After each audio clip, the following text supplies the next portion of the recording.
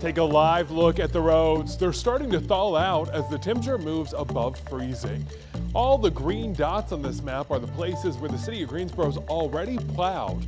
They're making a lot of progress, but our weather team says there could be more problems on the way tonight. Hi there, I'm Ben Briscoe. We'll get to more on that in a moment, but first, this winter storm has turned deadly. One child is dead and 5 other people were taken to the hospital after a sledding accident. It happened in Whitson early this morning at the Stony Creek Golf Club. Investigators say 2 children were sledding when one of them went down a hill and slid into the water. That child died. 3 people on scene and 2 first responders also went to the hospital after jumping in to help. And there's a huge hole in a popular diner after a truck slid into the restaurant last night. Police say around 8 o'clock, the driver of the truck lost control and crashed into 66 Diner on Old Hollow Road. Luckily, the diner closed early last night before the crash and no one was injured. Claire, those pictures show the power of this storm. The worst is over, but we shouldn't let our guards down yet. And you know what? The worst is definitely over, Ben. Thank you for kind of putting it that way. But into the night tonight, we've seen lots of ice and lots of snow across the area. And, even if you didn't receive all that much and we were able to see most of that actually begin to start to melt into the day today as temperatures rose above freezing, any kind of lingering snow or ice into the night tonight is going to refreeze. Again, there is that possibility for black ice into the night tonight. So make sure you're extra careful, especially by around 7 o'clock as temperatures dip back below freezing with that stuff solidifying and freezing. And we're going to be seeing more slick spots across our area into tonight and also into tomorrow morning. So don't let your guard down just yet. Again, this is the first inch of snow we've had in 1,077 days. The last time we saw over an inch of snow was actually in later January, just in 2022, almost 3 years ago. And it was actually almost 3 years to the date that we had actually over 2 inches, which is what we got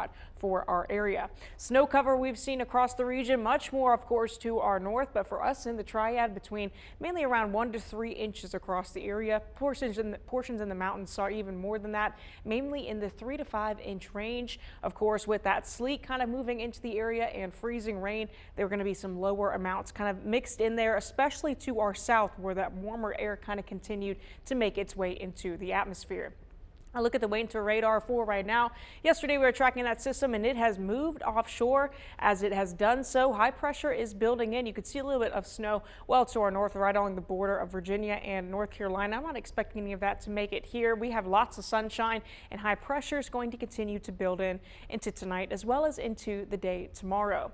Storm reports just in the last 12 hours. You can see just the number across our area. Everywhere you see a snowflake, that is a snow report. And everywhere you see ice or like this little sleet emoticon right here, that's sleet or freezing rain. And to kind of zoom out to show you just how widespread this system was for much of the eastern coast of the United States. I mean, you can't even make out how many there are, all from North Carolina all the way up to the Great Lakes. So many people impacted from this system, not just with snow, but also freezing rain as well as sleet. So again, do not let your guard down into tonight as we continue to track the threat for some of that ice solidifying and becoming possibly problematic, even not just for driving, but even just walking along some of the sidewalks. Snow reports into yesterday. We had some big winners. Mount Airy around 5 inches, Toast 4.5.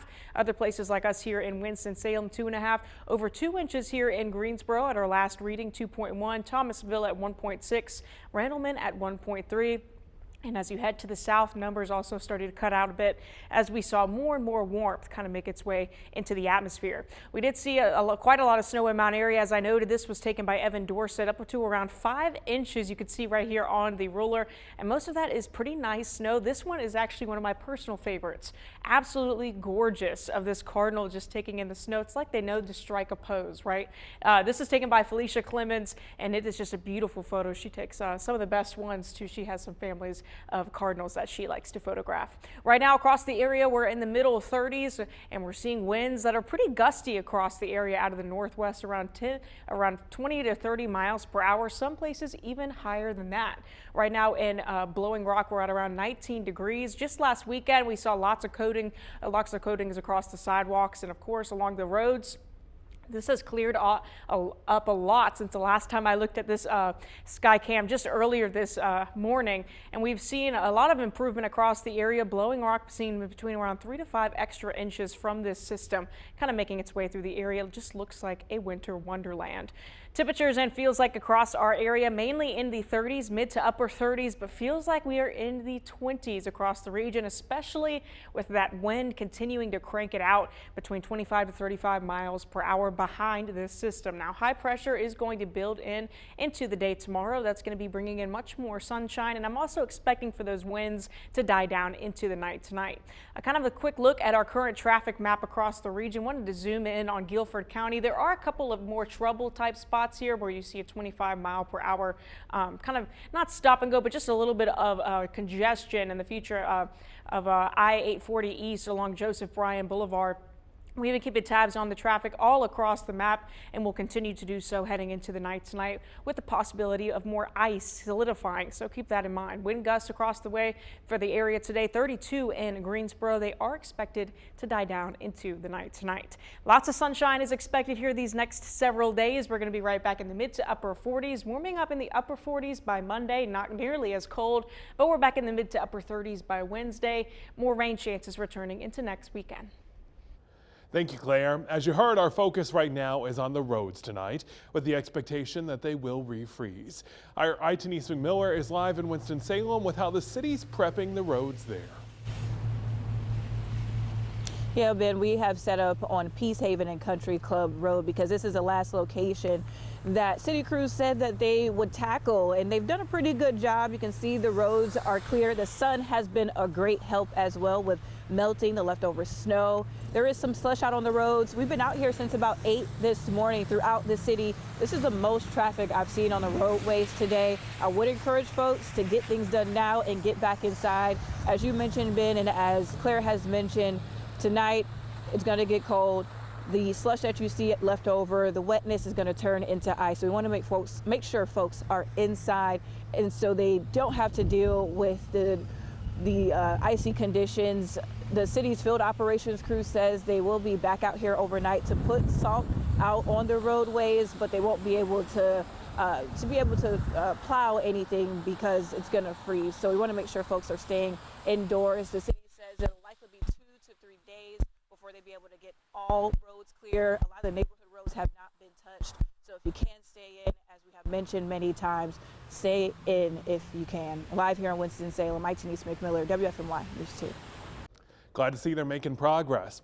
In High Point, lots of folks will have to go back and get their cars this weekend after deciding it was too dangerous and ditching them on the side of the road right there. This video sent in by Matt Anderson shows 11 cars ditched on the side of West Lexington Avenue in High Point. The roads in High Point are still so rough today that all parks in the city are closed and the transit system is not running today. Moving forward, it's the bridges and overpasses that will likely refreeze first. Claire Fry explains why.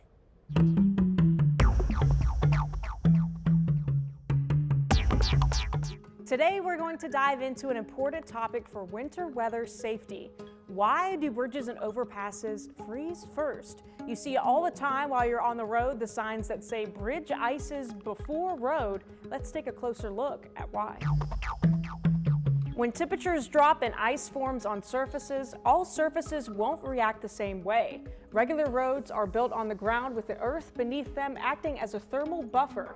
This helps keep the pavement warmer than the air temperature, delaying the freezing process. But bridges, air surrounds them on all sides. There's no insulation to hold the heat, so the bridges get colder more quickly, freezing first. Another factor to consider is the wind.